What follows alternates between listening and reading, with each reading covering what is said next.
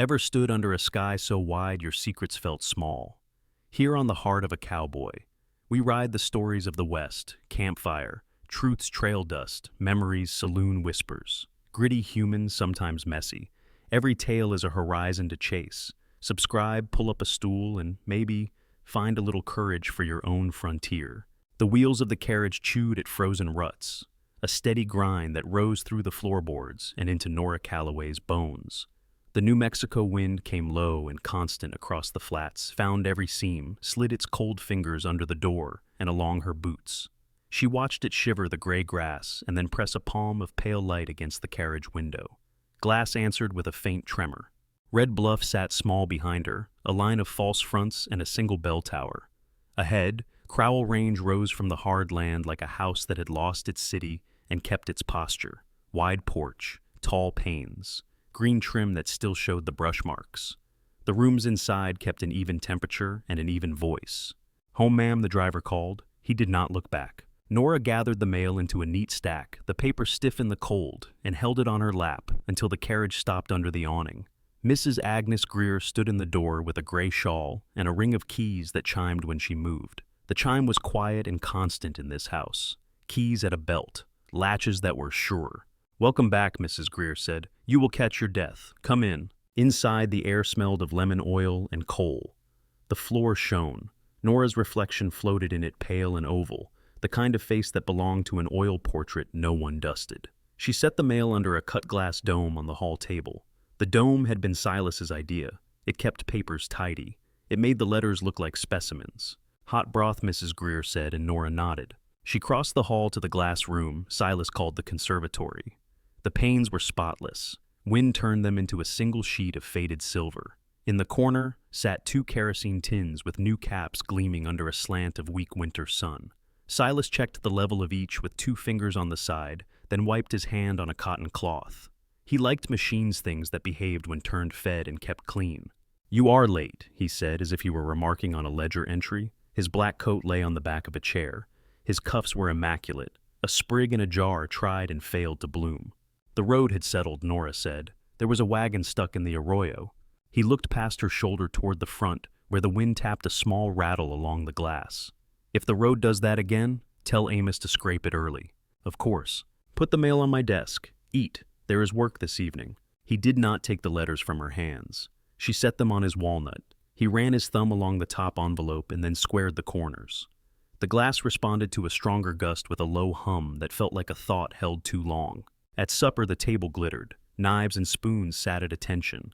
Mrs. Greer poured and withdrew. Amos Keene took the chair farthest from the head. His hat stayed in his hands. He stared at it as if the brim might speak. Silas broke bread with neat fingers. "The river bend is a mess," he said. 3 families in shacks slopped together from whatever they had. Pigs nosing up fence posts, or what they call fence posts. Amos cleared his throat. "They say the line was never filed right down there. The surveyor ran it crooked. We could let them winter and move them when the thaw sets. The cattle are all on the south pasture. No damage done." Silas cut his meat and did not look at Amos. Damage is a habit learned easily. "They are not rustlers, Mr. Crowell. Sometimes the only difference is appetite." Nora sipped water. It was cold and perfect. Steam from the stew kissed her face and disappeared. She watched a drop slide down the outside of her glass and rest on the white linen like a small bright coin. Silas laid his knife flat. "Amos, your men are good at moving cattle. You are not good at moving lines. I hired someone who is." Amos's jaw worked. "Foreman is my job, sir. Your job is to keep what is mine inside my fences," Silas said. "Rafe Calder arrives day after tomorrow. He stays at Cottonwood Bend. He keeps his hands where they belong. He deals with the squatters, and he does not come to the big house." Nora looked at the salt cellar. The cut glass caught the lamp and threw splinters of light into her eyes. The wind pressed at the window again, and the pane whispered back. She heard Mrs. Greer's keys pass the doorway like a small bell.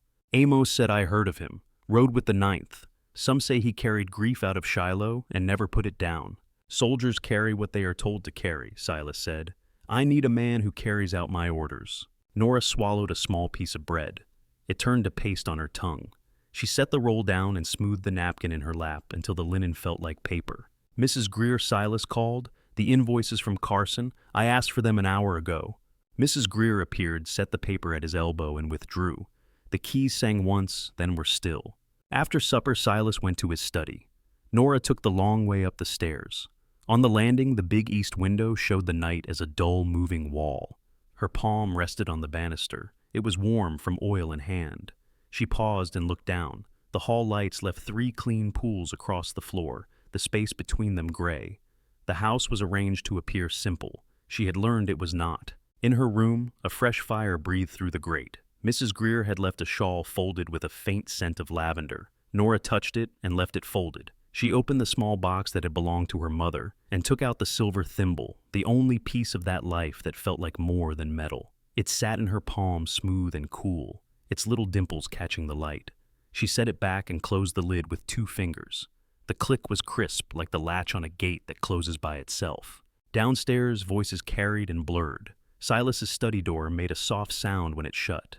The wind gave the windows a long push. Glass hummed. The flames in the grate leaned and then steadied. Later she took up her sketchbook. She did not draw the house. She drew the narrow cut where the road dropped into the arroyo, a sliver of sky, a thin line of cottonwoods that kept one season green. The charcoal left a dark bend where water hid under ice. Her hand was steady and precise. When she finished, she blew the dust from the page and watched the gray powder drift and settle on the sill. It looked like ash. She brushed it away and left the pane clean. In the morning, Silas walked to the porch with Amos and spoke into the wind as if it were a clerk. His finger moved along an invisible map. Here, here, here. No one crosses. Post men at the brakes. Tell Jonah to haul lumber from the north shed. Replace every rotten board. Amos nodded. Jonah is 14. He is 14 with a back and 2 arms. The line will not wait for him to turn 15. Nora stepped out with the mail. Silas took it this time. His thumb found the envelope from Boston. He glanced at the handwriting and slid it under the rest without reaction. You are at the house today, he said. I had thought to visit the library in town. You have one here. The shelves there are different. Ours are sufficient. The wind lifted a strand of hair and placed it across her mouth. She tucked it behind her ear and looked past Silas to the pasture. The fences ran clear and straight until the land lifted. Crows sat on the top rail and watched the morning with the stillness of judges. A latch clicked behind her. Mrs. Greer had secured the kitchen door. The sound was small and certain. Breakfast is getting cold, Mrs. Greer said. The keys at her waist swung and kissed. Nora ate a slice of apple at the counter and let the tart cut through the last of the broth on her tongue. Nell Hart moved between pantry and stove with the quick, silent steps of someone trying not to be seen. Her cheeks were pink from the heat. She glanced once at Nora's face, then at the floor, then away. In the conservatory, Silas sorted ledgers. He did it with a pleasure he did not bother to hide. He liked orderly things. He liked to decide. Rafe Calder stays where he is put, he said without looking up. If he wanders, Mrs. Greer will let me know. Mrs. Greer did not look at Nora. She nodded, and the keys answered for her. Nora crossed to the glass. Breath fogged in a small oval before her. Beyond the pane, the land wore winter like a sheet. Wind pulled at the cottonwoods along the bend and left the trunks dark and wet. The sun tried the window and failed. The house held the light at the surface. It did not let it in. She touched the frame with one finger. The paint was smooth and cool. A seam of putty ran along the edge. The wind pressed again and the glass answered a low music that felt like a held note. She lowered her hand and stepped back, careful not to leave a smudge. When she turned, Silas was looking at her, not at her face, at the place on her wrist where her glove ended. He held her there a moment with his eyes, then returned to his figures. Order the coal, he said. The last delivery had ash in it. I want a better grade. Yes, Nora said. She picked up the ledger he had finished and carried it to the cabinet. The key for that sat on a hook inside the drawer. She knew where each key lived. She knew which latch stuck in spring and which one sang in winter. She set the book on the shelf and closed the door with a careful push. The latch caught. The small sound was exact and final. The wind tried the window again. The pane hummed in reply. Outside, a black bird lifted from the pasture fence and cut the air above the bend. It vanished into the gray. Nora stood very still and listened to the quiet settle. The house, satisfied, made a contented creak in the wall. A seed in a jar split an invisible seam and offered a pale leaf to the cold light. The keys at Mrs. Greer's waist chimed once in the hall, and then the house remembered itself and went silent. She opened her sketchbook once more and pressed her palm to the blank page until her skin warmed the paper. Then she drew the window. Not the room, not the house. only the glass with the faint print of her breath still on it and the suggestion of a bend in the land beyond where the wind moved without a sound. She closed the book and set it on the table. The glass took one more long push from the morning and answered in a voice only the house could hear. The cold held for 3 days. It polished the sky and made the sound of the wind carry farther over the flats. The men moved through it with collars up and hats low. Nails bit into fresh boards. Latches answered with small, clean clicks. The house kept its own temperature and its own language. Nora woke to the smell of oats and coal. The window had filmed itself with a thin breath of white. She wiped it with the edge of her sleeve and saw a figure crossing the yard, a man on a sorrel, a second horse in tow. He rode like someone who measured ground by how it leaned. When he swung down, he stood a moment with his hand on the sorrel's neck, eyes on the fence line that ran past the corrals and out toward the bend.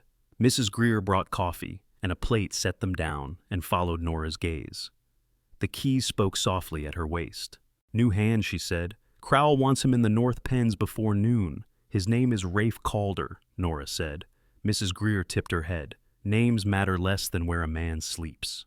When Nora crossed the porch, the wind took hold of her skirt and lifted it against her legs. The morning had the kind of sun that gave light but no heat. She did not go to the conservatory. She took the side steps and walked toward the barns. The smell of hay reached her first sweet and green under the cold. Horses shifted in their stalls, hooves ticking on boards. He was by the post-hole digger near the outer corral. Coat off, shirt open at the throat, steam rose off him in a thin ribbon and blew flat. He worked with a cadence that did not falter. Plunge, spread, lift. The clatter of earth hit the edge of the pile with a sound like a gull's cry in a place where there were no gulls. His forearm showed a map of pale marks under old sun. A line of scar broke his eyebrow and made one eye seem to watch harder than the other. Nora stopped at the fence. A nailhead was cool under her glove. The top rail hummed under the wind and under the small shocks of his tools. Mrs. Crowell. She turned. Silas stood 3 posts away with Amos at his shoulder. He had not raised his voice. The way he said her name made the space between each word clear and separate. "It is cold," Silas said. "You should be at the house. I wanted to see how the wood held in this weather." "The wood holds as long as it is told to," he said. "Go inside." Her eyes slid back to the man at the hole. He had not stopped. He had not looked. He finished the plunge, tamped the dirt beside his boot, and then straightened. He set the digger down with care and turned. His eyes were not one color. They were weather and water and ash. He took her in as if he were learning a new gait that had been put across a trail he had ridden for years. There was no bow. There was no quick smile. The wind moved between them and made a small tunnel of sound. "Mr. Calder," Silas said, "you know the bend." "I walked it," Rafe said, "and—" "Fence is crooked where the cottonwoods lean. Soil is soft around the 3rd post past the creek. The bank undercuts there. How many shacks?" 3. 4 if you count the one with a tarp for a wall. People. 2 men, 3 women. Some kids. 1 hog that thinks every fence is a suggestion. Silas's mouth did not change. "Suggestions have no place on my line." Rafe's eyes moved from Silas to the plank beneath Nora's hand and back again. "I understand the land. I understand the fence line. You will also understand this house," Silas said. "It is not for hands. You sleep at Cottonwood Bend. You take what you need from the north shed. You keep to your work." "Understood." Amos cleared his throat. "You will want a scarf, Calder. Wind pulls at the bend. We had a man lose his voice out there in the spring, and it never came back right." Rafe gave Amos the smallest of nods and then looked at Nora once more, as if to fix the structure of the moment in his mind. She felt at the inventory not of her dress or her posture, but of how she stood in the wind and what the wind did to her face. Silas shifted his weight, and the boards under his boot made a sound like a short word. He put a hand on the gate and closed it between Nora and the yard with 2 fingers. The latch caught. "Inside," he said. She stepped back from the fence. The pressure left her glove. The hum in the rail became only the hum of the rail. In the kitchen, Nell Hart had a pot on onions and fat, and something that would be stew by noon. Jonah Reed, small for 14, stood with a coil of wire too big for him. He had a way of looking sideways that made his brow seem older than the rest of him. "You will tangle yourself," Nora said, taking a loop of wire and setting it square. He grinned, quick and gone. "Mrs. Greer says you could wire a town." "Mrs. Greer says many things." The keys announced her before she turned the corner. "Leave the boy his coil," Mrs. Greer said. "Mr. Crowell wants him useful by tomorrow." "Useful is different from bent," Nora said. "Bend him early and he will hold a line," Mrs. Greer said, and the keys chimed like good silver. Nora took a cloth and set plates.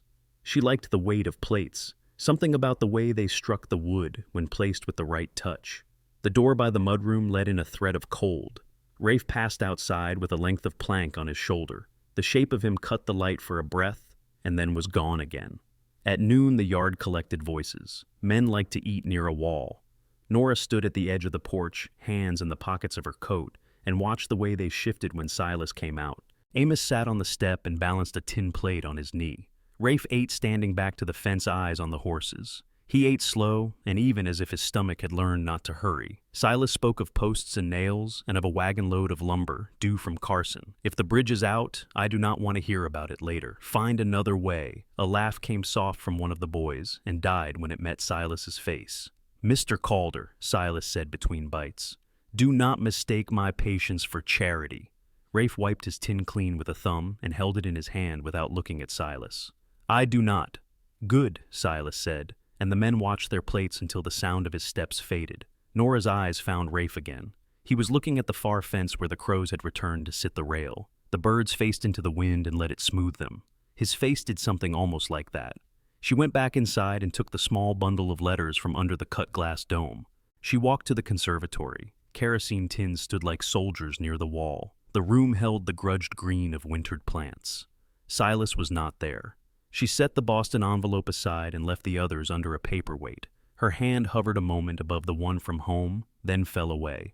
On the porch, she met Amos. "Ma'am," he said. He rocked back on his heels. "Forgive me for saying the Bend is not a place for a lady. Wind makes fools of folks. If you want to see it, find the high track and look from the ridge." "I have eyes," she said. He lifted his hat and put it back on. "Yes, ma'am." The afternoon thinned. Light slid along the corrals and set the nails glowing like small coins. Work made a music out of wood and iron. A boy shouted to another boy. A horse turned and blew steam through the slats. Rafe set another post and stood with both hands on the digger and let his breath slow. Nora was closer than she had meant to be. She stood at the corner of the inner paddock with one hand on the gate. He saw her there and did not start. He rested the tool against the fence and came to the trough to rinse his hands. Water took the dirt and left the skin red and raw looking. He pulled a rag from his pocket and went to put it back and saw her hand at the latch. The skin at her wrist just above the glove was pale from the cold and something else. His eyes paused there. He did not ask. He did not change anything on his face. "Does the ground fight you?" she said. "It holds on," he said. "Then it gives when it is time. The wind makes it worse. It tells the ground what to do. For a thing you cannot see, it has a strong voice." He looked past her at the window of the conservatory. The glass threw his outline back at him and made the yard look like a picture someone was carrying by a handle. He nodded once. Some voices carry farther than others. A door opened behind them. Silas crossed the yard with the cold held in front of him like a spear. "Mrs. Crowell," he said. "Back to the house." She did not argue. The latch lifted under her hand. The metal clicked and the sound went into the wood and lived there. She felt it settle in her palm the way a small bruise settles where a ring presses too long. Rafe picked up the digger again and set the teeth. He did not watch her go. She did not look back. The wind pulled at the fence and the fence held. The men moved to their tasks as if nothing in the yard had shifted. The keys in the hall sang once when Nora crossed the threshold, and then the house wrapped itself around her as if it had never opened. On the table in her room lay the sketch she had made, the dark bend in the arroyo and the cottonwoods that refused to shed all their color. She took up the charcoal and set a small mark where the fence would run straight if it were straight. She set another where the ground undercut when it wanted its own way. She did not draw the man who watched the line. She drew the post he set in the cold and the way the wind leaned against it without moving it at all. She put the book aside and placed her hand on the glass. Her breath made a clear oval and then fled, and the pain held a faint print of heat until the cold took it back. The sound of the outer latch traveled through the wood in a gentle tick. The house heard it and answered the way it did when a lock did what it was built to do. Nora let her hand fall and went down the stairs. The day slid toward evening. The yard gathered itself into long, simple shapes. Work went on until it stopped. The rails cast clean lines across the snow where there was snow and across the dirt where there was not. The wind spoke in the cottonwoods, and the cottonwoods nodded slow. In the last of the light, Rafe walked his fence from the corner of the corral to the bend, counting by the touch of his hand. When he reached the gate, he closed it and set the latch with a gentle knock. The metal struck wood and made a small, round sound. It stayed in the air long enough to be heard from the porch. Nora stood inside the door and listened to it fade. The room behind her was warm. The glass at her shoulder was cool. The yard beyond the pane belonged to the wind. The sound of the latch was the last clear note of the day. A pale crust of frost rimmed the troughs and turned the corral rails white along the top. The wind had the same voice. It moved steady out of the north and slid through every seam that would let it. By noon, the sun had thinned the frost to wet shine. Nails brightened. The yard smelled of iron and hay. Amos had ridden south at first light. There were calves to cut from a draw and a gate to mend beyond the ridge. Mrs. Greer stood under the pantry window and counted jars by touch lips, moving without sound. The keys at her waist kept her place better than a finger. "Cottonwood Bend will want coffee and beans," Nora said. They were not on the wagon. "Jonah can take a sack on his back and swear about it," Mrs. Greer said. "Jonah is 14, Nora said, and he will be 15 one day. Best he learn, there is always another sack." Nora tied her scarf and kept her voice mild. "Mr. Crowell asked that posts go up today. If Jonah is hauling, who digs? He wanted the line straight by dusk." Mrs. Greer looked at her, then at the ledger, then back at her. The keys clicked once. Bacon, flour, coffee, soap, 2 blankets. "Take the old wooden box. It will come back when it comes back." Nell Hart slid the bar of lye into brown paper. "You want salt?" Nell said. "Not quite a question." "Salt," Nora said, and took the parcel. She saddled the mare herself. The wood of the saddle was cold and the leather stiff. The cinch gave a soft cry when she pulled it tight. The box was heavier than it looked. She strapped it to the cantle and checked each knot twice. The wind hit the yard and flattened the chickens against the wire. The cottonwoods at the bend lifted a black fringe against the pale sky.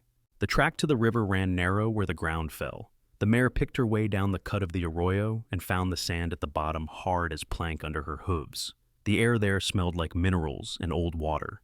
At the bend, a line shack stood with a single window the size of a book. The door leaned a little toward the river. Someone had put new chinking in the log seam. It was neat and quick. Rafe sat on a low stool by a wheelstone with an axe across his knees. He turned the blade slow and steady. The grit sang around the edge and dropped in a pale ring at his boots. He lifted his head when she came close, and then he did not move. The sorrel cropped at a tuft of grass by the post. "I brought supplies," Nora said. Her breath came back at her face and tasted like metal. "Ma'am," he said. She swung down. The box shifted and pulled at her shoulder. She carried it to the short porch and set it on the split plank. He did not reach for it. His eyes did a quick measure of the straps on her saddle, then of her boots, then of the way she stood to take the weight off her left ankle and hide it. "You can put it inside," he said. "There is a shelf. Top keeps mice honest." He pushed the door with his knuckles and let it roll inward until the latch knocked dry wood. He stepped aside and watched the yard. She lifted the box and carried it in. The room was small and clean because there was nothing to make it dirty. A cot, a stove, a table that had been a crate. She set the box there and put bacon and flour on the shelf. The paper hissed when she stacked it. She took the blankets last. They were folded tight. As she reached and lifted the glove on her right hand, pushed her sleeve back past the pulse. The light in the room found the shape of a thumb and 4 fingers faded into her skin. She felt air on the mark before she looked at it. Her arm wavered in the space between shelf and side. The wheel ground once outside and stopped. Silence settled all at once. She turned without meaning to. He stood in the doorframe, one shoulder on rough beam head, a little lowered. He was not looking at the shelf. His eyes held to her wrist and then moved to her face with the care of a man taking his hand out of a pocket full of nails. She pulled the blanket to her chest and covered the mark with a motion that tried to be ordinary. It was not. That is all she said. The words were true and not true.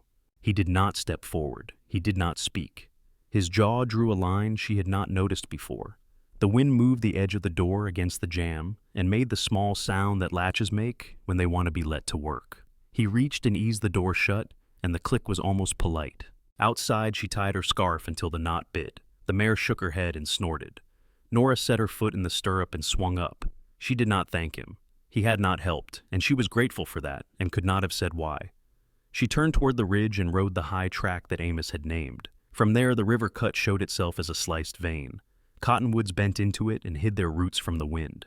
Back at the house, she put the empty box against the mudroom wall. Mrs. Greer noted it with a tilt of the head. The keys kept counting jars and did not scold. In her room, the light pooled on the desk. Nora took up the sketchbook and the charcoal. She drew the shack the size it felt rather than the size it was. She drew the cottonwoods like hands pressed against a pane. She put the river in as a dark seam under light. When she finished the first lines, she slowed and began again with more care. The bend needed to be a bend. The slope needed to be the slope. The shack kept its door to the river not from pride, but because that was the only way it would stand. Her fingers were black when she rolled the paper. She slipped it into her coat and took the back steps. The yard smelled of ash from the morning's grate. No one looked up. The wind made a lane between the barn and the sheds that took her straight toward the bend. At Cottonwood, she rode past the shack the first time. The second time, she stopped. The mare turned an ear toward the river. No one stood in the yard. The door was closed. Smoke lifted from the small pipe. Nora slid from the saddle. She crossed the ground on the quiet side of her feet. The logs had been cut green and the sap had left dark streaks. She found a seam in the chinking that would hold a rolled paper and pressed the sketch there until it stayed. She stepped back and saw how stark the white looked against the wood. She almost pulled it out. The wind took a small breath and set it trembling. She left it and went for the mare with a hot face and a cold spine. The sun slid over and made the river a line of tin. The afternoon leaned into evening. Men rode back along the ridge like beads on a string. The barn filled with sound and then let it out again. Lamps came on in the house and turned the glass into bright squares. Nora moved through the kitchen and washed her hands to the wrist. The black from the charcoal did not want to surrender. She worked the soap until the dimples in the thimble came to mind. The memory made her clumsy. She rinsed and dried and let the last gray fade on its own. In the morning she rode out early. The frost was thin and brittle, and the mare made lace of it. She did not go all the way to the shack. She stopped at the ridge and looked for a small white mark in the log wall. It was not there. Her stomach dropped and then steadied. Near where the paper had been, a color that was not wood caught the light. She brought the mare down and swung off. A sliver of cottonwood bark sat in the same seam in the wall. It had been shaved and smoothed. A knife had worked it until it showed the simple shape of a bird in flight wings, made of two strong cuts and a tail that knew how air holds. She did not touch it at once. She looked up at the window. The glass was dim with breath that was not hers. She took the carving and closed her hand on it until the edges bit, and the pain made a bright line in her palm. The wind pushed out of the river cut and brought the smell of cold water and old leaves. She slipped the bird into her pocket. She did not knock. She did not call his name. She put her foot in the stirrup and went back up the track. At the top, she stopped and looked down. He was there now, a figure near the door. He had come out bareheaded. He held nothing in his hands. He looked up toward the ridge and stood a moment, as if he were standing at a gate and deciding if it belonged open or closed. Then he turned and went to the fence and tested the third post past the creek. He pressed it, and when it held, he moved on. The wind ran the river like a bow and made a low music fit for a morning, with no words at all. The wind changed at sundown. It came sharp off the mesas and brought grit that ticked against the windows. By full dark, it had found the eaves and the cracks and made a long voice of the house. Lamps held their small circles. The rest belonged to weather. Nora left her shawl on the bed and stepped into the hall. The runner lay straight, the pictures hung level. She went down the stairs without thinking and undid the front latch. The door opened a hand's width, then more. Cold walked in and took the skin of her legs where the nightgown ended. She stood with one palm on the post, the wood rough and honest in her hand. The porch light cut a weak rectangle into the blowing dark. Snow and sand traveled sideways. Through that sweep, she saw a rider on the main track. Horse down on its hock's head pulled against the bit. Man low in the saddle, hat tied, coat plastered to his back. He should have pushed on. He stopped. He turned his head toward the light. She was only a shape in a white gown with hair loose on her shoulders. He was only the size of a thumb against all that weather. The space between them held nothing but wind and still managed to feel like a held breath. The horse stamped. The man eased the reins and spoke into the animal's ear and to the storm. The sound never reached her. He faced the track again and moved on a small, dark knot swallowed by the current. Nora took another second of the porch, the cold now inside her bones, then shut the door and set the latch. The metal settled with a familiar note, and her hands remembered the shape of it. In the morning, the yard wore a thin rime that would not last. Work began and pulled the men into its order. Nora made a list with Mrs. Greer and crossed 2 items off for no reason but the pleasure of the line. She looked for other things that could be made exact and could not find any. She rode late. The mare stepped light. The sky was a clear sheet that narrowed at the edges. The saddle felt wrong. It had felt wrong for a week. It slid a fraction left each time she rose at the trot. She cinched it at the barn, and it still wanted its own way.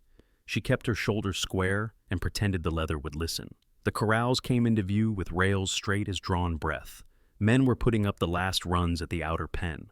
Rafe stood by a set post with his shirt sleeves rolled a leather roll on the ground near his boot. He looked up once and went back to his measure. When she came level with the gate, the saddle slipped again and her weight shifted to the wrong knee. The mare threw her head at the bit.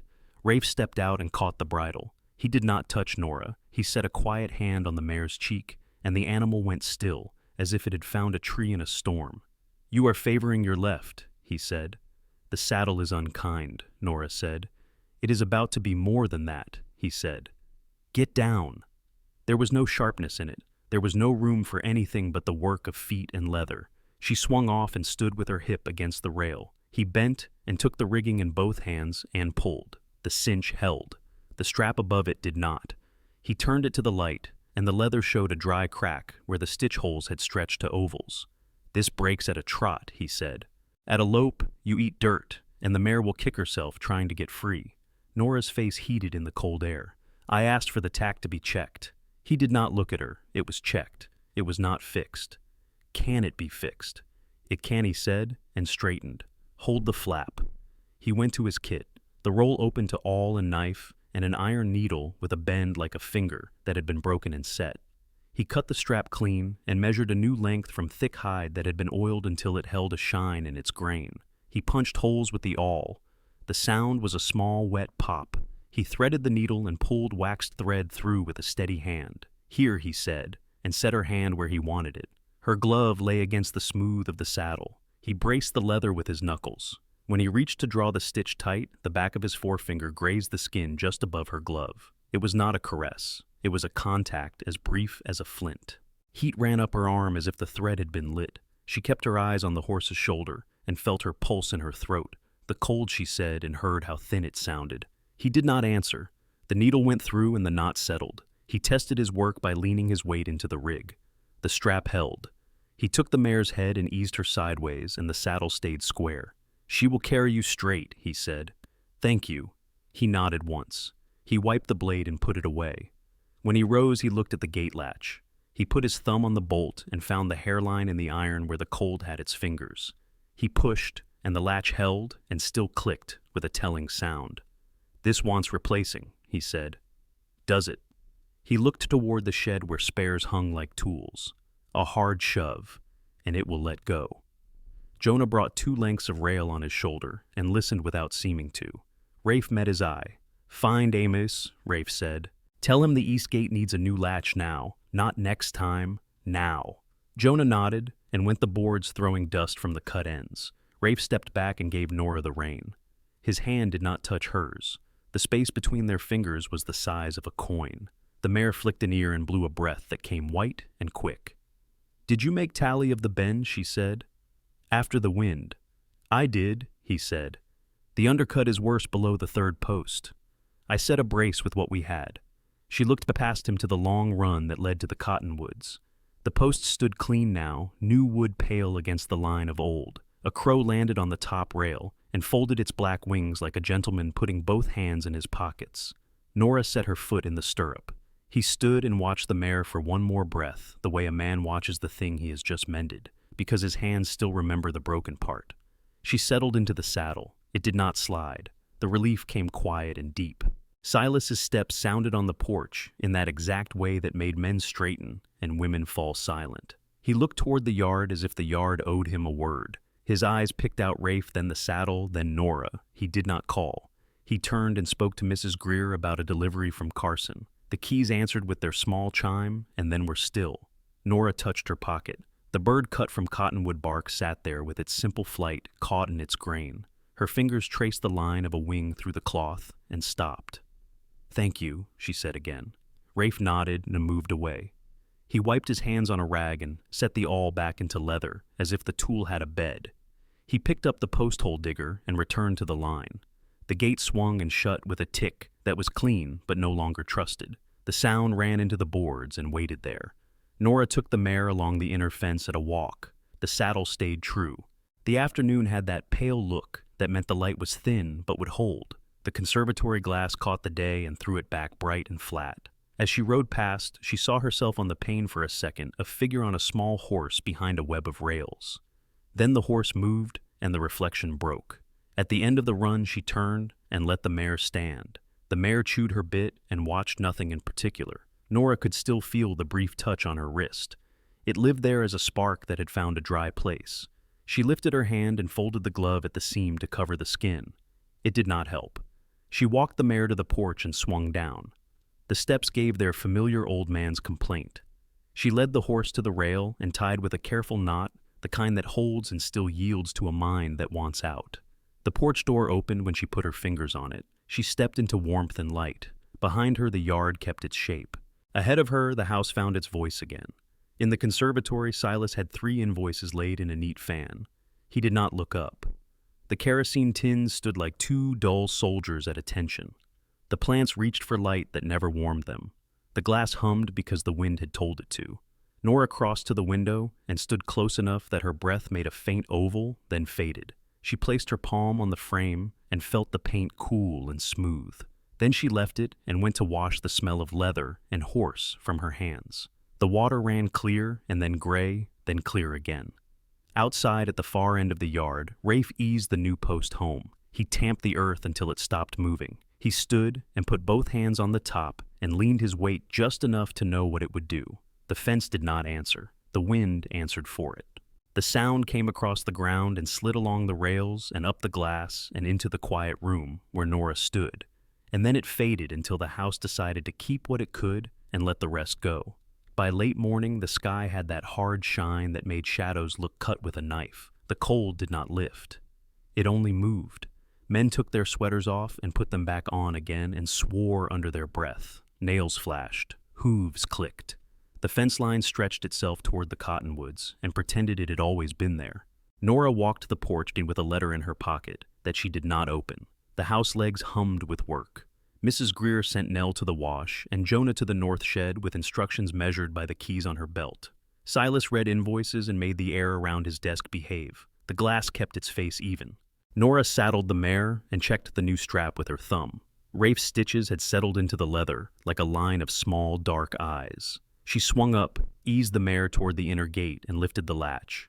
It gave the way it always did, and left a faint taste of old iron on her glove. She cut across the yard and chose the narrow track that fell away toward the arroyo because the wind made a line for her there, and she wanted the feel of the land closing in. The cut was quiet at the bottom. Sand wore a crust. Cottonwood roots held to their secrets. A skin of ice lay in shaded places glass clear until the light hit it and made it white. The mare set each hoof as if it had something to prove. Nora kept her weight even and breathed slow. The low way saved time when the world was dry. In winter, it saved nothing except the feeling that you were moving where weather could not see you.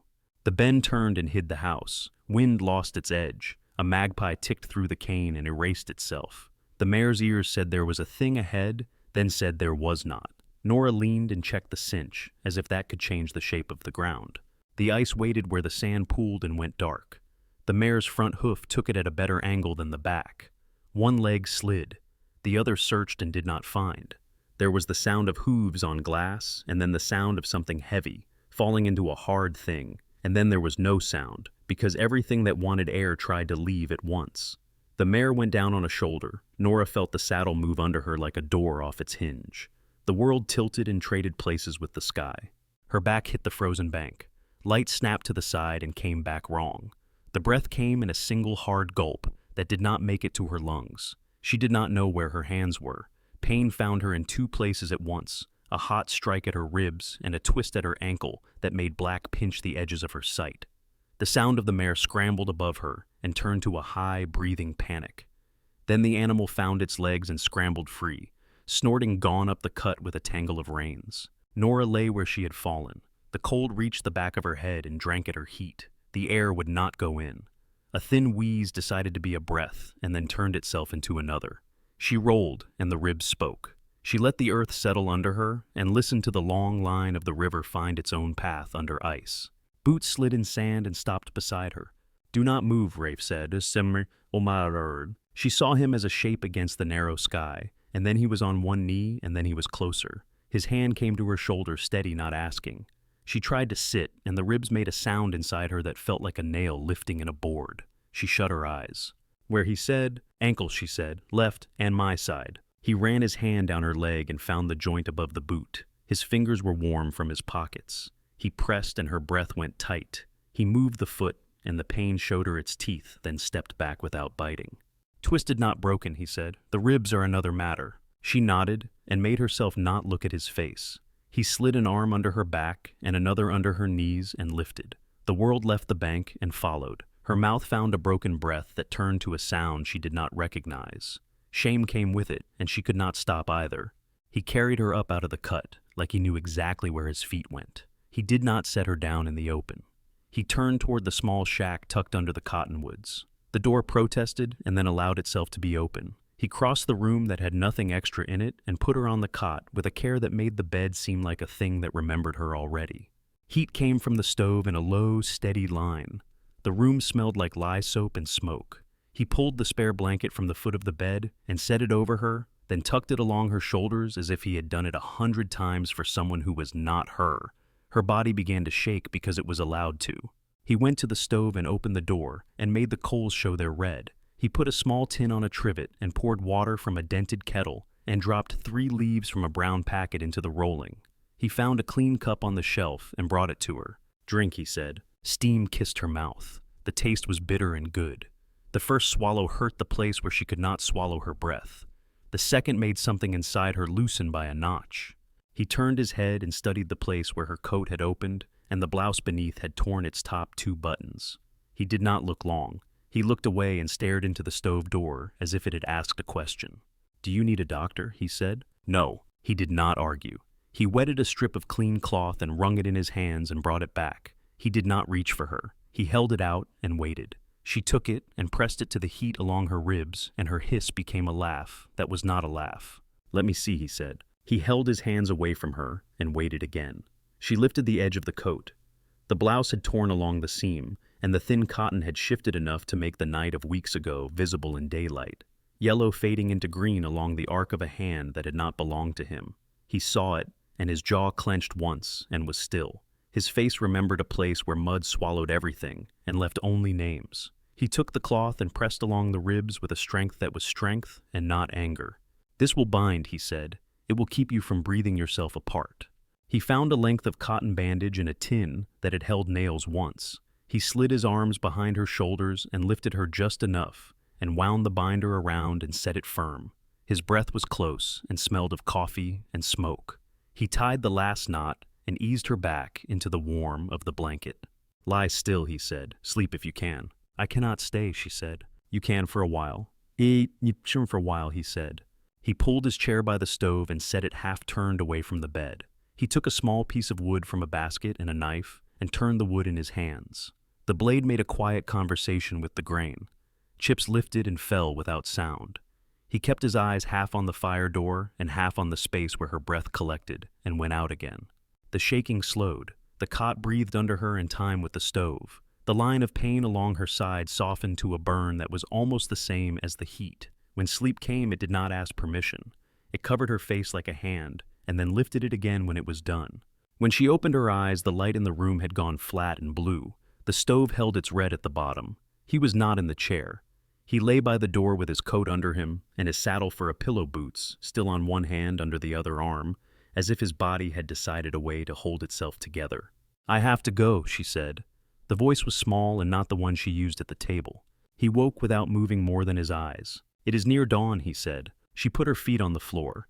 The ankle complained in a clean line.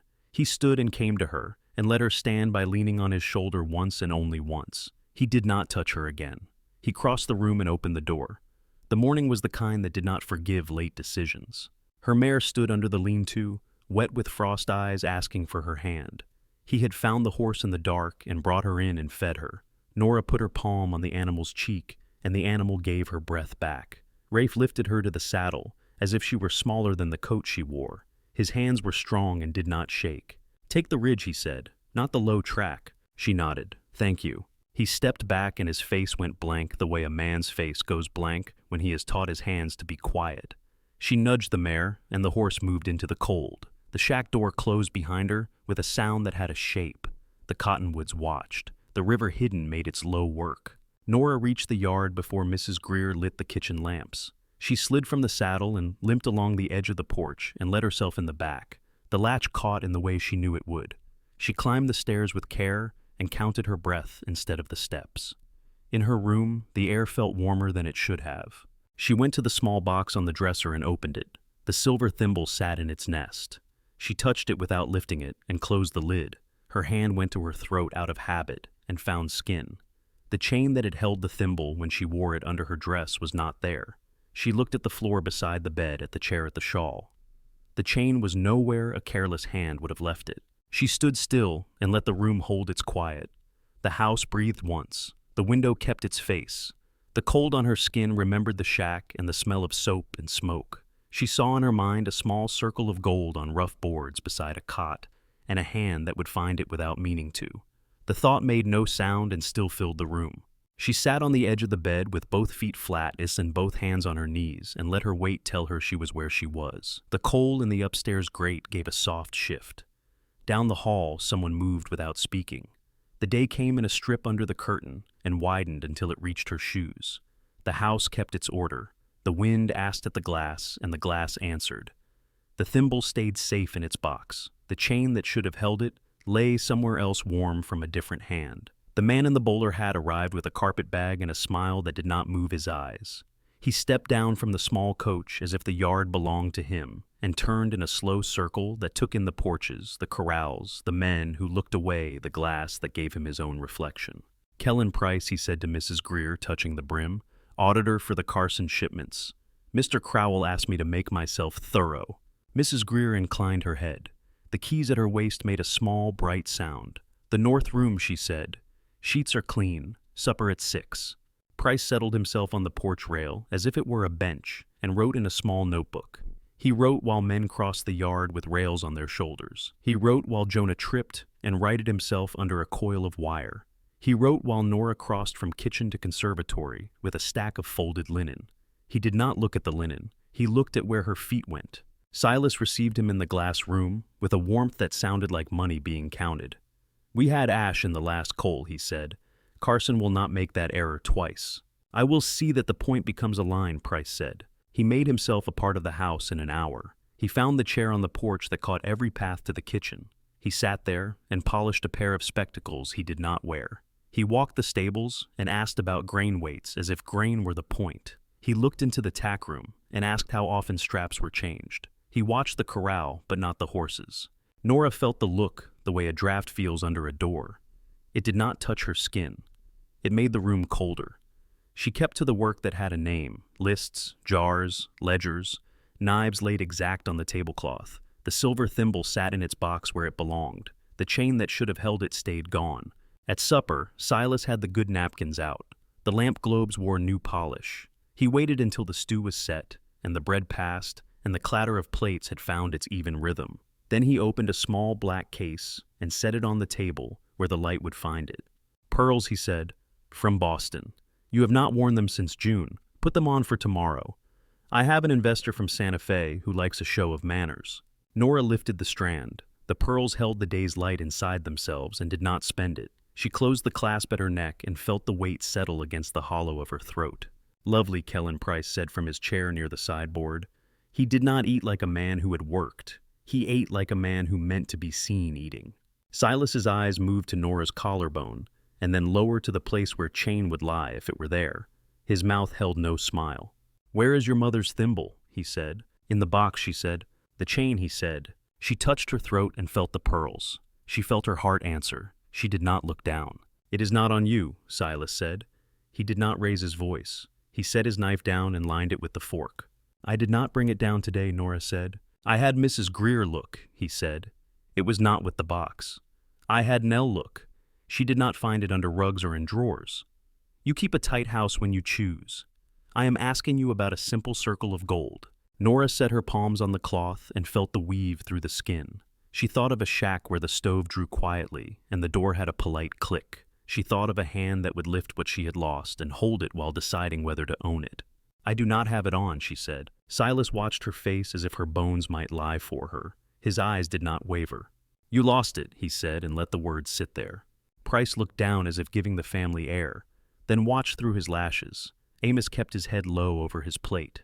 Mrs. Greer stood in the doorway with a dish and did not move. Or you gave it, Silas said. No, Nora said. The word came on a breath that stuck at the edges.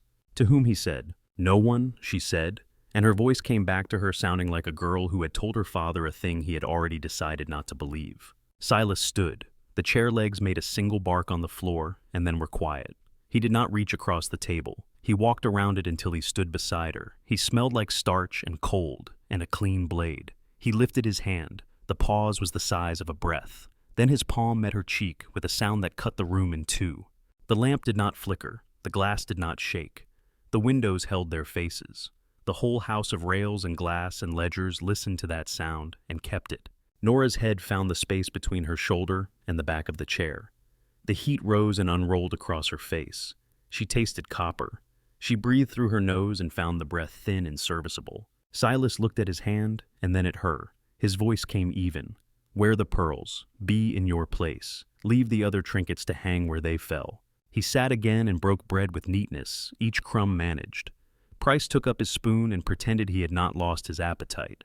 Amos found his water and drank without swallowing. Mrs. Greer set the dish she was holding on the sideboard and turned her face away from the table. Nora pushed her chair back and stood. The room was the same height, the lamp was the same lamp. She walked through the doorway and into the hall. The runner lay straight. The glass on the sideboard gave her the face of a woman with a red print growing on her cheek. She crossed the porch. The wind met her and made a sound like cloth snapping once and then going slack. The stable was warm in the way that comes from breath and old hay and wood that has learned horses. She moved to the last empty stall and stepped inside and closed the half door behind her. She lowered herself into the hay and pulled her knees up. Her throat made no sound. The tears went their own way, hot and quick. Her hands shook without asking her first. Boots crossed the aisle slow. Someone paused at the door and did not open it. The shape that filled the low light was too tall for Silas, too still for Jonah, not bent in the way Amos bent at the end of a day. Nora Rafe said quietly. She drew in and pressed herself into the corner, as if the wood would take her in. Go, she said. Please. He did not argue. He did not leave. He stepped into the stall, one hand showing empty, the other holding something that caught what little light there was. He let it fall. It landed in the hay with a tiny sound. A fine gold chain lay there, a thin line curled like a seedling stem. He had come to return what was lost. He had seen enough to know what he was returning it to. He crouched slow until his eyes were level with hers. He did not reach toward her. He looked at her face and then lower, not at her mouth, but at the high edge of the bruise that would bloom by morning. He went still. The stillness had weight. It had memory. She flinched when he moved his hand to tuck a stray strand of hair away from the wet on her cheek. He saw the flinch and stopped. Something in him folded with a quiet that felt worse than a crack. He lifted his hand again and made it smaller, 2 fingers. He touched only the hair. He moved it behind her ear with a care that made the touch have no weight at all. She breathed out as if her ribs had remembered how. Do not go, she said. He would have drawn back because he had learned to leave before a thing was taken from him. She grabbed his wrist. Her fingers were cold and fierce. Do not go, she said again. He leaned in. His mouth found hers once. It was not a rush. It was not heat. It was a way to keep something from spilling. He tasted salt. He stopped and looked at her face like a man checking a horse for a stone under its shoe. She put her hand at the front of his shirt and pulled. It was not a plea. It was a decision that had been waiting inside her since the day she learned that a house could keep a woman colder than weather. He stood, and for a second the stall seemed too small for both bodies. He lifted her, the way he had at the arroyo, as if he had done it in another life. He carried her past the line of heads that turned and watched without judgment, and set his boot on the first rung of the ladder to the loft. Hay lay deep up there, warm even in winter, holding the saved summers in its smell. The small door at the gable threw a slice of moonlight across the pile.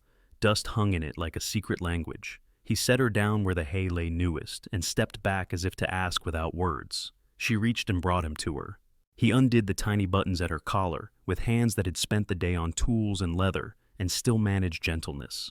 She breathed when the cloth loosened. He braced his weight on one arm so his chest would not press the tender places.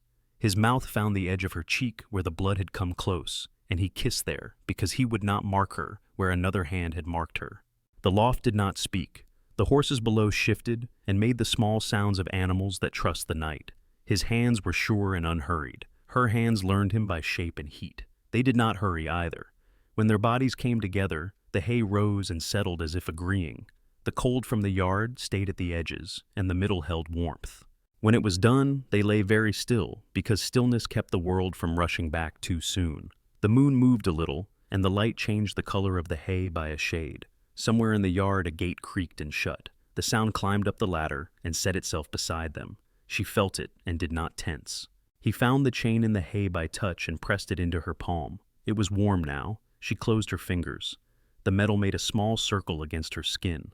He breathed out, and the breath lifted the hair at her temple. He did not promise anything. She did not ask.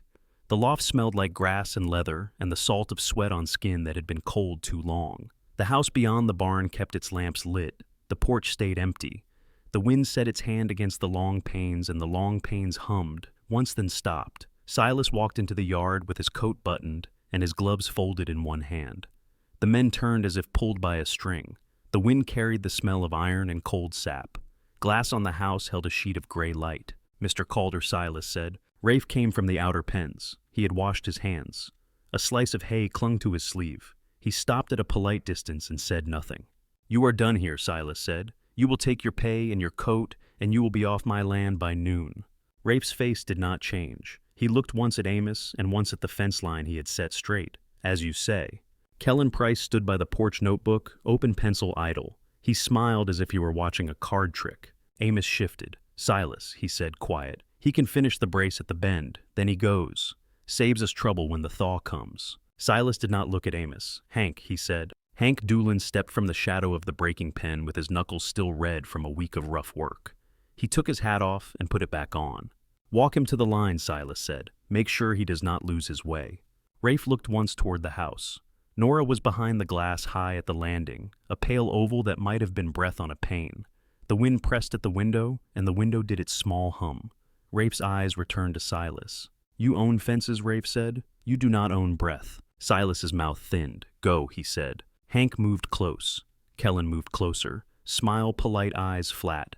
They turned Rafe toward the road. He did not lift his hands. He let them set their pace, and then he kept it. The men watched, then watched the ground. Jonah Reed stood with a coil of wire he had no business carrying and stared until Mrs. Greer snapped her keys and he remembered to breathe. Inside the house held Nora with the carrot reserved for fine things. The study door was open. Silas stood in the entry and looked up the stairs. You are pale, he said. You need rest. I am well, Nora said. You will go to your room, he said. Mrs. Greer. Mrs. Greer came from the hall with the keys at the ready. She did not meet Nora's eyes. Yes, Mr. Crowell. Nora climbed. The landing showed her the yard as a picture. Rafe and the two men were small where the road ran out past the pens. The crate of coal by the kitchen door sat square. The conservatory glass kept the sky outside where it belonged.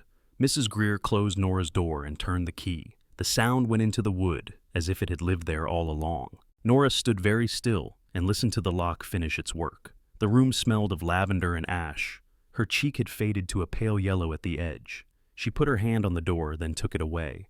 Something scratched at the floorboard beyond the threshold at the bottom. Then a whisper. Mrs. Crowell. Jonah, she said low. They took him toward North Draw, the whisper said.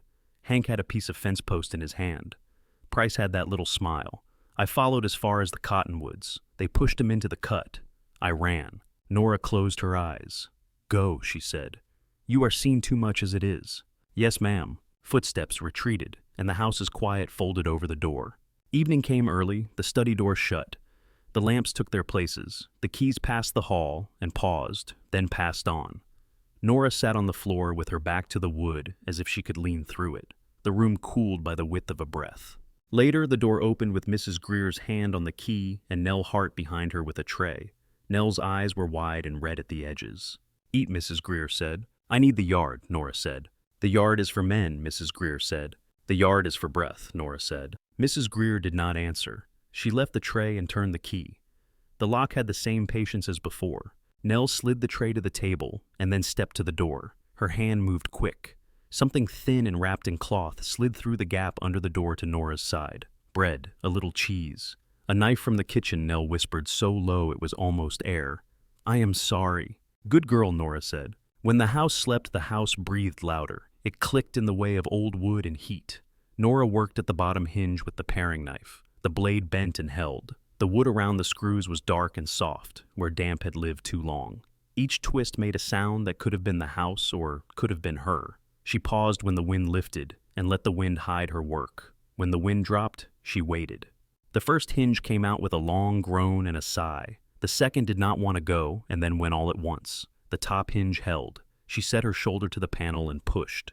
The wood cracked and fell inward with a crash that made her teeth hurt. She froze. No feet came. No voice called her name. The hallway was a strip of night. She pulled her coat around her and took the knife and moved down the back stairs. The kitchen was a world of cold. She took the bottle of brandy Silas kept for late coughing, a roll of clean linen from the pantry, and a tin of salve from the shelf where Mrs. Greer hid it behind jars. She did not sneak. She moved like someone going from one room to another in her own house. Outside, the sky was a bowl with no bottom. The cold bit the inside of her nose. She ran along the fence line until the ground fell. At the arroyo, the wind lost its teeth. The sand made a hollow sound under her boots. Northdraw took her with its black shoulders and held her dark until she saw him. He lay half in the creek and half out, face turned to the bank shirt, torn at the ribs where the fence post had done its work. The skin there bloomed purple and black. The ice had broken where he fell and caught at his sleeve and kept him wet. The sound he made was a sound no one makes on purpose. "Rafe," she said. He came up from a long way down. "Run," he said. The word tore. "I am not leaving you," she said. "Run," he said again and tried to move a hand and could not. She would have been foolish to try to lift him alone. She tried. The cold made her strong in the wrong places and weak in the right ones.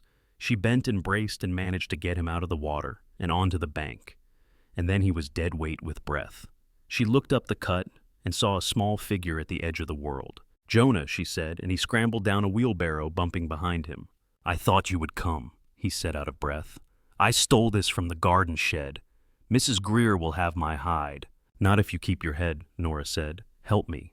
They rolled him into the barrow with a care that hurt him and could not be gentler. He groaned. The sound tried to be a word and failed. Jonah took the handles and Nora put her hands on the sides and they pushed. The draw climbed under their feet in short steps. Jonah slipped once and caught himself and kept going because there was nothing else to do.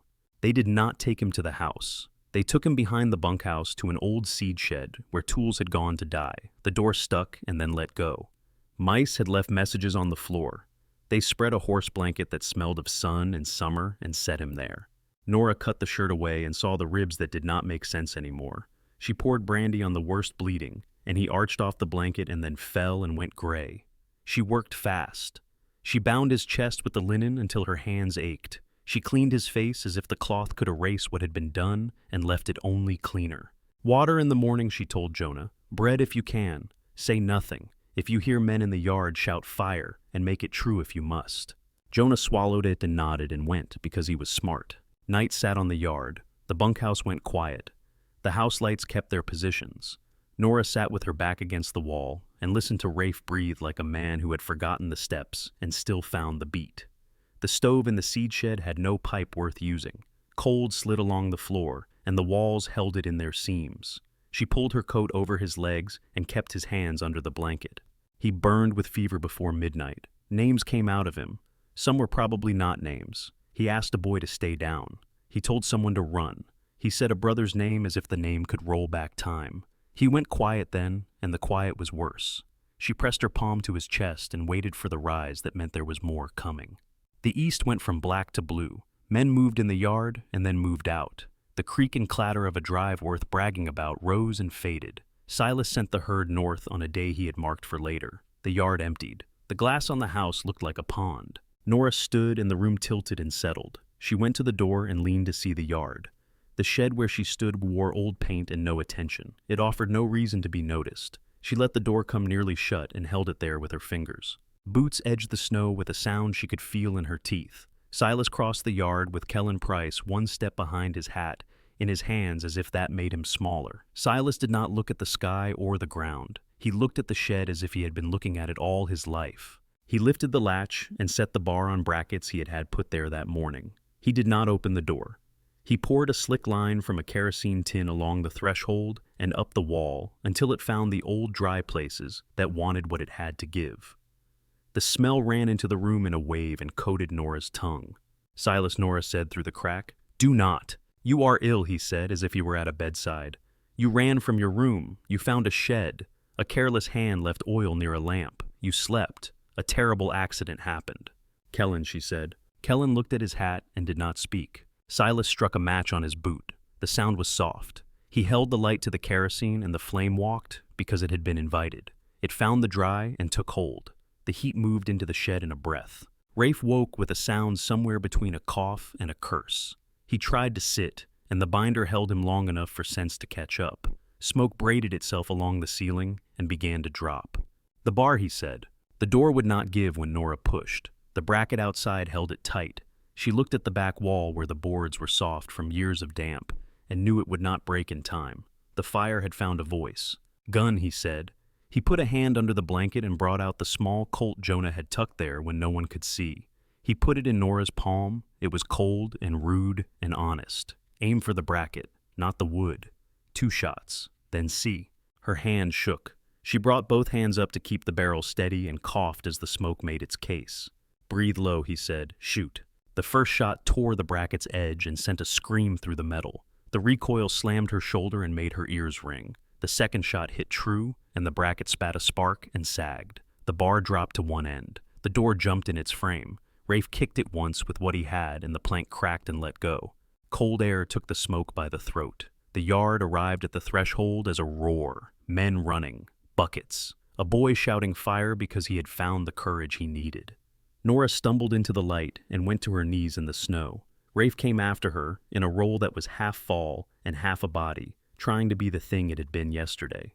Silas stood with his face set to reason. "He locked my wife in there," he said to the yard voice smooth. "He set that fire and ran. I came when I saw smoke." Some of the men looked at him. Some looked at Nora. Her face was black with soot and streaked clean at the tears. The gun hung in her hand because she had not learned where to put it yet. Amos came at a run and stopped when he saw the line of heat along the bottom of the shed and the shape of the bar in the snow. "Get her," Silas said, and Hank was there with his big hand on her arm. He took the gun first. He lifted her, and she did not fight because there was nothing left to push with. He dragged her past the porch and toward the earth doors at the back of the house. "Not her room," Silas said. "The root cellar. She is not safe with herself." Mrs. Greer stood by the cellar doors with her mouth a narrow line. She had the key already in her hand. Hank opened the doors and shoved Nora in, and she fell and rolled and hit dirt. The doors came down, the bar dropped, the padlock bit. The sound was thick and final. The dark smelled of potatoes and damp wood and the ghost of summer. In the yard, men threw water where it would listen. Smoke rose in grays and browns. Rafe lay on his side in the snow and watched his breath count for him. Silas stood with his hands behind his back and his eyes on the house. Kellen Price put his pencil to paper and wrote his neat small letters as if letters could carry the heat that had not finished with the day. They took him after the buckets were put down. Hank and Kellen lifted Rafe by the arms as if he were a post cut too short, then threw him across a wagon bed. The wheel rolled over a patch of ice and bumped his head once against the plank. Amos looked at the fence line and said nothing. The wagon turned toward the north road and was small by the time the men went back to work. The cellar held Nora like a jar, holds a candle smoke, and all.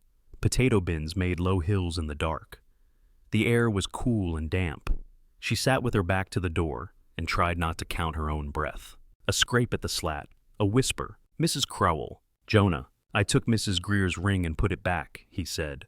"I made a copy for the root lock last month for fun." "I should not say that out loud." "You just did." Keys kissed metal. The padlock clicked. The bar lifted with a groan. The door came open a hand and then more. "You will be caught," she said. He pressed a lantern and a folded horse blanket into her hands. "I will be caught if you stay." He sent Mr. Doolin and the man in the hat with Mr. Calder to the line. They threw him like feed. Then they came back laughing. Nora took the blanket. The oil inside the lantern sloshed and made its small smell. "Thank you," she said. "Go low past the bunkhouse," he said. "The cook is asleep. The dogs do not bark at you." He shut the door behind her without letting it close. She moved along the shadow of the house and around the edge of the woodpile. The yard had the emptiness of a stage after a show. Snow held footprints until the wind erased them. She crossed at the corrals and did not look at the shed that was now only black board and wet ash. The river cut took her skirt wet at the hem. She climbed the ridge and rode her breath into the cold until her lungs turned hot. Rafe's shack sat under the tree's door, clump no light. She put her hand on the latch and it stuck, and then gave. The room inside was a mouth that held its tongue. She stepped in and the dark shrank back to the corners. She did not call his name. She laid the blanket on the cot and set the lantern on the table and did not light it. She put both hands on the edge of the wood and leaned until the grain pressed prints into her fingers. The cold slid up her sleeves and rested at her elbows. Boot steps in the hard yard. A pause. The door pushed and then was kicked when the latch caught on a burr. Rafe came in with a stumble and caught the frame with his good hand. He was a ruin standing up. His sleeve was dark from shoulder to wrist. Old blood had dried in the hair at his temple. He blinked at the shape she made, and then at the shape the blanket made, and then he shut the door against the night and leaned his forehead to the wood. "I thought you were in the ground," he said. "I thought you were on the road." He turned and slid down until he sat with his back to the door. They looked at each other across the thin space the room allowed. He smelled like creek water and smoke and horse. She smelled like ash and damp earth. "We have to go," she said. He nodded once. Now he said. He was too hurt to ride alone. He did not say it. She did not ask. He found his coat and his belt and the small Colt. She picked up the lantern and kept it dark. They stepped out into air so cold it felt like something you could put in a pocket and keep. The mare stood where she had stood 2 hours earlier, patient as a post. Rafe put his hands on the horn and the candle and pulled himself up behind Nora with a breath that promised pain and kept it. They went for the ridge. The river cut was a cat with claws. The horse took the high ground and found the path it knew by the way rocks lean. The sky began to open on the east and show a thin seam of color. Red Bluff gathered itself from false fronts and a steeple and a single flag that had frozen in a curl. The livery boy took the mare without a word. He looked at Rafe once and then looked at Nora, then stepped back and let the rope slide from his hand as if it were hot. They walked to the Silver Canary and pushed the batwing doors, and the smell of smoke and whiskey and old wood rolled over them. The piano had been playing something thin. It stopped without a flourish. Men slid their cards together. The owner stood with a towel in his hands and his jaw halfway to a word. "Judge Abernathy," Nora said. Her voice filled the room and held. The judge turned slow from a table near the back. He was pink and round and had white whiskers that carried breakfast crumbs into the afternoon. He set his cards on the felt. He did not stand. "Mrs. Crowell," he said, "you are a sight." "Look," she said. She reached up and unhooked the line of pearls with her thumb and forefinger. The clasp gave with a soft click. She put the string on the bar and touched the high line of yellow at her cheek where the blood had gone quiet. She took the top of her dress and pulled linen away from linen. The bruises on her ribs were an old map of a hand, green-brown, faded purple. "That is my husband's," she said. "He hit me. He locked me under my own house. He poured oil on a shed and set a match." The room did not breathe. A glass set down too hard and rang and rang. The owner's wife, Sadie, came out from the back and put a shawl over Nora's shoulders because the air had a way of being cold when a woman talked like that. Sadie's fingers touched the edge of the bruise and then moved away. The sheriff put his chair back and stood. He carried the weight of a badge like a man carries a bucket of sand. He knew what it was for. He did not know where to set it when the floor turned strange. "Mrs. Crowell," he said, "you should be under care." "Your care is in Silas Crowell's pocket," she said. Her voice did not shake. "He is coming. He always comes when a thing might spoil." The batwings flapped once and brought in a cut of air. Silas walked in as if it were his room, and the room just had not noticed yet. He had his good coat on and the set of his mouth. That meant the worst thing he had done in the last hour had been necessary. Kellen Price came behind him and stood to the side with his pencil ready. "Clara," Silas said, and corrected himself with no change in his face. "Nora, thank God. I have been beside myself. This man dragged you off your feet. I have men out looking." Rafe's hand found the gun without lifting it. He did not raise his arm. He did not need to. Men in the room saw what his hand could do and moved 2 inches in any direction that took them out of the path. The sheriff put himself between the men because he was shaped for that. "Silas," he said, "you have money in this town. You have meat in our pots. There is smoke on your coat." Silas looked at his sleeve as if it belonged to someone else. He spread his empty hands. "I came through a yard where my seed shed burned. My wife has gone wild. She is saying anything she can reach." Nora took the pearls and put them in Silas's palm. "These are yours," she said. "You can keep them. The rest is mine." She turned to the room, to men with cracked hands and the wives who cleaned those cracks and the boys who would fill them, to Sadie whose jaw was set hard enough to break a glass if she bit it. "He bought me the way a man buys a pair of boots," she said. "He never wore me. He kept me in the box. When the box did not match the rest of the room, he decided to burn the box." The judge stood because the world that kept him seated had shifted an inch. He picked up his cards and put them down again. "Sheriff," he said, "you will do your job." The sheriff adjusted his belt and looked at Silas, and then at the bruise, and then at Rafe's ribs under the torn shirt, and then at the men near the door, and found the thread that would hold. "Mr. Crowell," he said, "you are not welcome on this floor today. You will leave. If you do not leave, I will find a charge that fits. Disturbing the peace will do for the hour." Silas smiled in a way that did not have anything to do with being pleased. "You think you can put me out of a room I paid for with half a year of whiskey," he said. "I can if the room asks me to," the sheriff said, and he turned his head, and the room showed its answer. Men who had eaten beef with Silas's brand on it for 3 winters looked at the woman with the shawl and then at the man with the ribs that moved wrong, and they looked back at Silas. They did not raise hands. They did not shout. They let the space behind him be empty. Kellen Price cleared his throat and put his pencil away. Silas took one step, then another. His eyes found Nora's and held there too long. There was a promise in them. It was not a promise of money. It was not a promise of forgetting. He turned and pushed the doors and let them slap his shoulders, and the weather took him. The street outside swallowed the sound of his boots. The saloon let out the breath it had saved. Chairs scraped. The piano man moved his hands and set them down again because they did not belong to him for a minute yet. "Dr. Hayes," the sheriff called. "He is 3 doors down."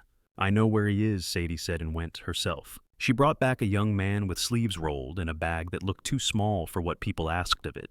He took Rafe's head in his hands and looked under his eyelids and pressed at the ribs with all the skill the town could afford. He made a noise in his throat and then turned to Nora. "You will sit," he said. She did not argue. He cleaned the cut at her lip and made a small cluck when she flinched, then said nothing, while he packed the wound at Rafe's brow and bound again what Nora had bound in the shed. He poured whiskey where it would help and where it would hurt. Rafe did not let sound out of his mouth. Sadie put the shawl square on Nora's shoulders again and tied it at the neck with fingers that did not shake. "You will sleep at my house," Sadie said. "It has a lock from the inside and a window that sees the alley and not the street." Nora looked at Rafe. His one good eye had cleared. His hand lying on the table found hers and held it with the grip of someone who had decided on a thing and would not let go. The sheriff stood near the door and pretended to watch the street. In truth, he watched the room as a man watches a barn roof in wind, ready to brace the wall that needs it.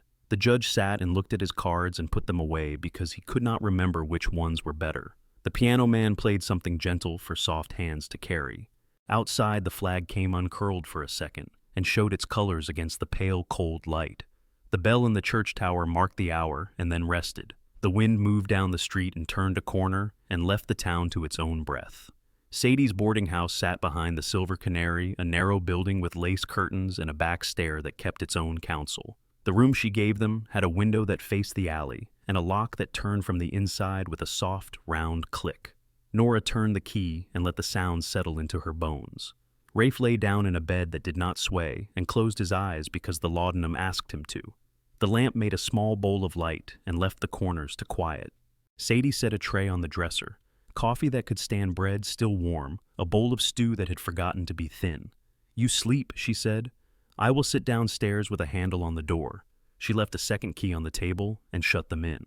Morning came with the pound of a boot on the boardwalk and the cry of a peddler whose cart had lost a wheel. The doctor came back, checked the binding, and said little. He left a folded paper with exact times for the bitter drops and a frown for anyone who forgot them.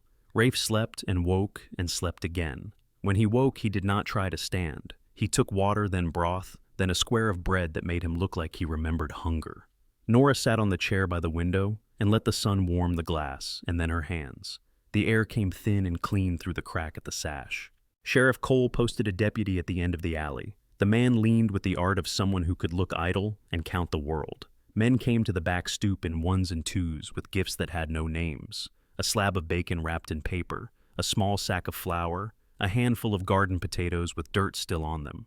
Sadie took each thing without talk and made it into supper. On the third day, the sheriff came up the stair with his hat in his hands and a ledger under his arm.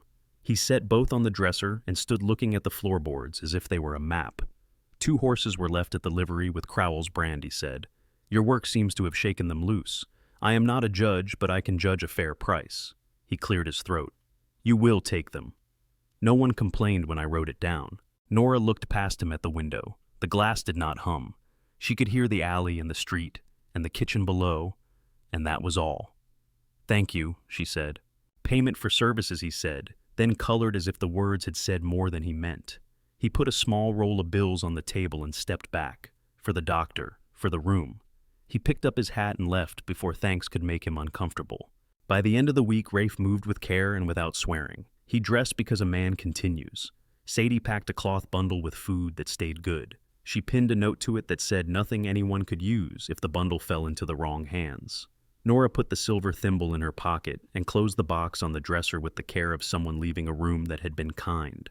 They saddled before the sun thought it was ready. The 2 horses that had been taken from Crowell did not object. They had been well kept and did not know their names had changed. Rafe put his palm to the gelding's neck and told it that the road was only a long trail. The horse seemed to agree. Red Bluff let them go with the clatter of iron and the sound of a door shutting late. They took the south road because the map and the weather wanted it. The first day, the land was a book in winter colors. Snow made itself into long lines that the sun cut and could not erase. They slept where the wind curled behind cottonwoods and the ground remembered summer. Nora woke once in the night and found the sky full of stars that made her eyes water. Rafe lay on his back and let the cold pinch his face and said nothing. The horses breathed steam that hung like small ghosts over their halters. The second day, the snow gave up without grace. The world turned to mud, and the mud gripped hooves and ankles and made the miles noisier. They crossed a stream that had decided to be a river and came away wet to the thigh. They laughed because there was no other thing to do, and because the water had a way of reminding a person that being alive involved a heart and lungs and work. Rafe walked to the worst of it and led both horses while the binder held his ribs like a steady hand. By the end of the week, grass returned without making a speech. Yucca showed its green like a dare. The wind lost the knife it had carried since December and brought the smell of warm dirt. They passed one town that was not a town, yet only a promise. A man sat on a barrel and watched his own new sign move in the breeze. He tipped his hat and thought better of asking questions. Valle Verde sat quiet between low hills with a line of cottonwoods that drank from a creek as if it were a right. A narrow street ran down the middle with a blacksmith, a general store with a wide porch, a church that doubled as a school, and a corral where a handful of horses considered their options. The buildings had paint where it mattered and none where it did not. The air smelled like pine from higher ground and wet clay from the ditch that cut along the road. They left the horses at a rail where the shade did the work of a roof. The man who owned the store came out with a pencil behind his ear and a smile that did not ask for anything. Afternoon, he said, then took a longer look and made it simpler. Water trough is clean. There is coffee inside. Thank you, Nora said. Inside, the store carried everything and nothing. Bolts of cloth in 2 good colors, nails by the measure, a crate of dried peaches that looked better than they would taste. A shelf at the back held a tin of watercolors with the paint already cracked in its little pans. Nora touched it with a fingertip and felt the clay through the paint. She set it back because the day was not done, but the shape of it stayed in her hand. Rafe stepped back into the light. Across the street, a corral held 3 broomtails that were more problem than profit. A tall man with a beard the color of straw leaned on the top rail and watched the horses watch him. He had the relaxed posture of a man who had been kicked and learned to think first. He looked at Rafe's bandage and then at the way he stood and nodded as if he had made a choice. You work horses, the man said. I have, Rafe said. Name is Caleb McKenna. Mine are bound for the right man. The wrong one makes them expensive. Rafe climbed the rail and sat a moment as if the wood might tell him something. The bay with the torn ear tested the wind, then the fence, then the sky. Rafe slid down inside and stood with his shoulders soft, He did not walk at the horse. He let the animal decide what to do with him. The bay came sideways and showed an eye. Rafe turned his head and set his gaze on the ground near the horse's shoulder. He spoke under his breath. Nothing that could be repeated. The horse moved a step and then another. Rafe lifted a hand and let it fall short, and let the horse close the last inch. He looped a soft rope and set it where a halter would be if the animal understood such things. The horse did not like it, and said so with a hop that might have been a kick if the thought had finished. Rafe stayed low and quiet, and let the hop be enough. He moved his hand along the neck and across the withers and to the shoulder, and the animal let its head drop a measure. The men at the rail said nothing, because the sound would have broken the work. Caleb scratched his beard. "You can start in the morning," he said. Rafe returned the rope and left the horse with its pride intact. He climbed back over and set his boots in dust that had watched 100 first tries. He nodded once. Caleb nodded back. It was done. Nora crossed the street with a small paper parcel and a look that did not hide the day. "The storekeeper says a corner of the back room is empty after noon," she said. "He has children who need letters. Others do too. He asked what I would take for pay.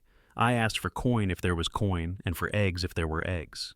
"Eggs make sense," Rafe said. They found a room to rent behind the store. It had a bed that understood it might never be a fine one, and a window that opened without a fight. Nora turned the latch and felt no argument at all. The light came in and set itself on the floorboards and stayed. Dust moved in it like tiny fish in a narrow stream.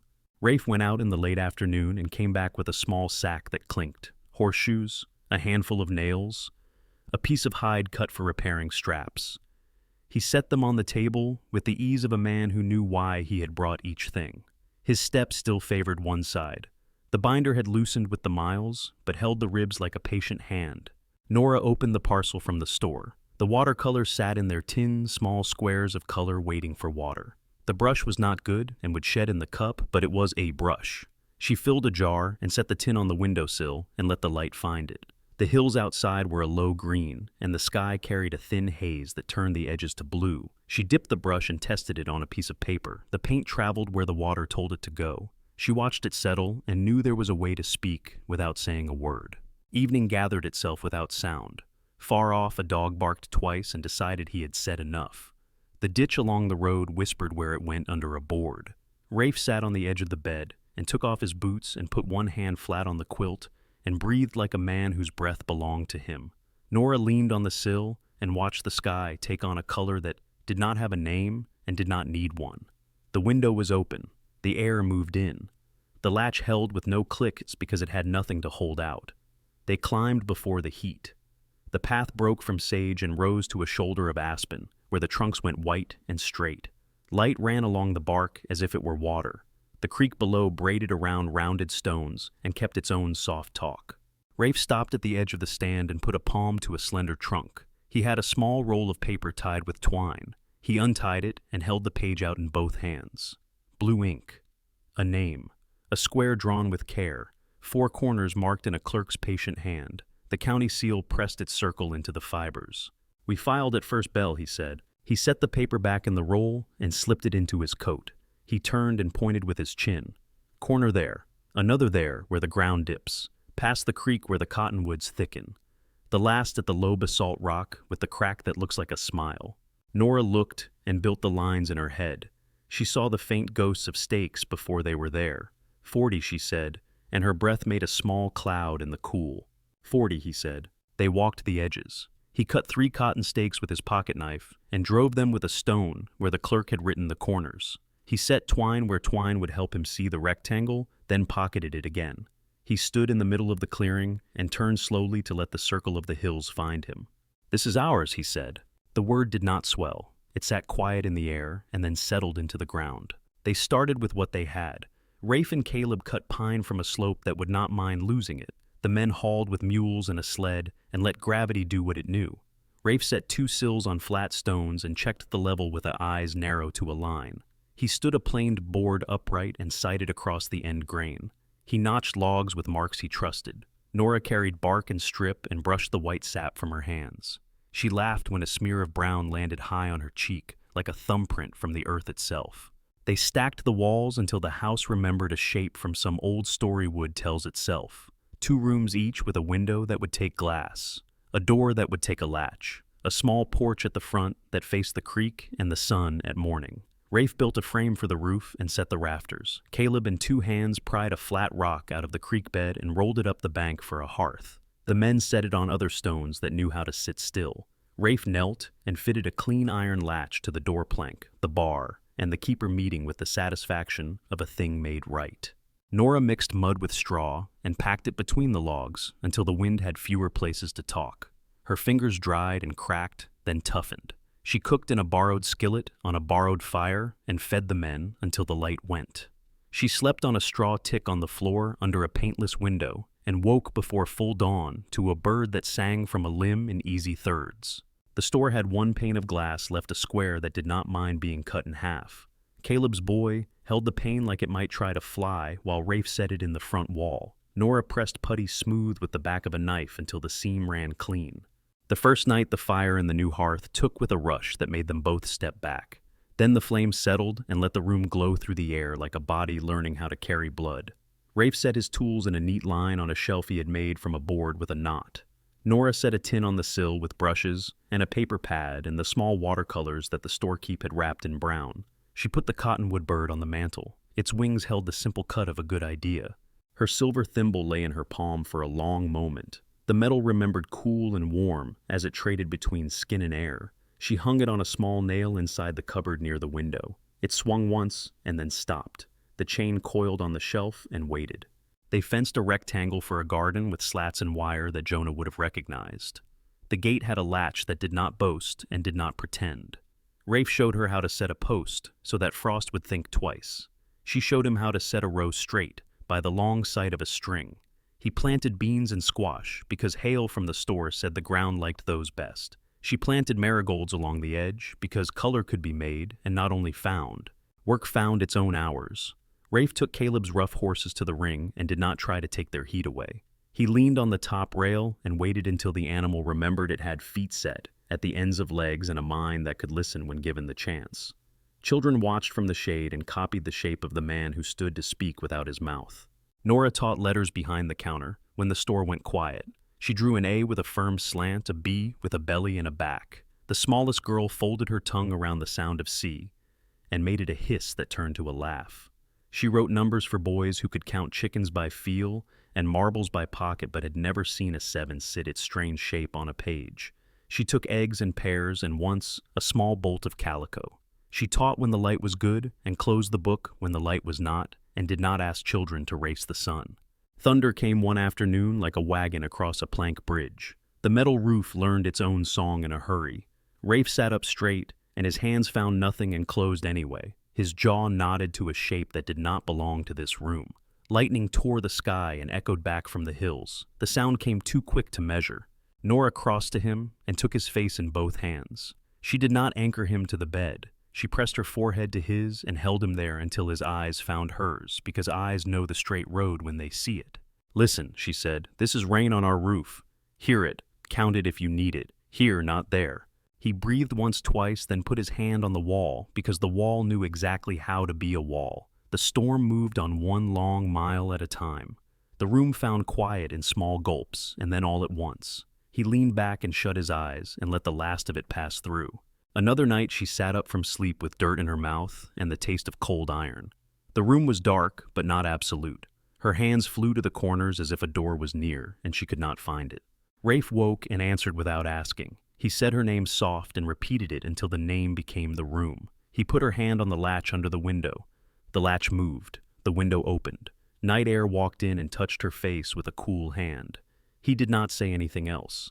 He stood there with her hand on the latch until the dark grew a kind of outline again. Days thickened. The garden lifted itself by degrees. Rafe fixed a wagon for a neighbor and brought home a spare hinge and 3 nails paid on top. Nora had a class with 7 children and a mother who stayed and learned the small print that would let her read the prices for herself. They sat on the porch at dusk with enamel cups of coffee and watched the glow on the higher snow become the kind of pink that you could taste if you tried. She painted the peaks at first light, quick strokes that held where color breaks and then breaks again. She painted a kestrel on a fence post with its head turned like a question. She painted the faces of the children in a row, catching a laugh at the corner of one mouth and a stubborn set between brows on another. She painted water in a wash that went from clear to deep along the bend below their house. The glass in the window let the wind in when asked. It answered only with a soft rattle when a gust told it who it had been. Rafe found a coil of horsehair in Caleb's tack shed and showed her how to braid it with 3 and then with 4. His thick fingers moved careful through the strands until they twisted into a ring no thicker than a finger. He tied the braid in a clean knot and burned the end with a coal so it would not come undone. He handed it to her without weight. She hung it on the latch of the front door. The circle lay against iron and wood as if it had always known the spot. When the door closed, the ring danced a little and then rested. The sound it made was nothing you would notice unless you had been listening for it all your life. By late summer, the ditch whispered day and night. The porch boards knew where to creak and where to stay quiet. Rafe cut a length from the old wagon side and planed it smooth and carved a shallow line across it with his knife. He pressed the cottonwood bird into the groove so the little shape could sit without falling. It faced the window and watched the strip of road where dust rose when a rider passed, then fell back down without story. One evening the wind ran down from the pines with warmth in it. It found the open window and the open door and moved through instead of against. The curtain breathed. The kettle on the stove hummed. Smoke lifted from the chimney and went straight up without hesitation. Rafe stood under the porch with his shoulder against a post. Sawdust clung in a line along one forearm. He looked at the square of ground that was fence and garden and thought about the next thing that needed fixing without worrying it. Nora stepped out with 2 cups. She set one on the rail and put the other in his hand. Her thumb stopped at the small scar through his eyebrow and rested there without asking permission because permission had been settled. She reached for the thimble inside the cupboard and felt it bump her fingertip and come to rest again. She left it where it was. She touched the horsehair ring and felt the braid give a little, then hold. The cottonwoods along the creek moved like a slow conversation. The light on the mountains turned the kind of gold you could not keep. The window held the last of the day and then let it go. The house kept the rest. The air touched their faces like someone who knew them. They stood and watched the smoke rise straight until the sky made room for stars. Thank you so much for listening to today's story. If this story resonated with you or made you reflect, I'd love to hear your thoughts, so feel free to share them in the comments below. And don't forget to like, subscribe, and hit the notification bell so you won't miss the next story.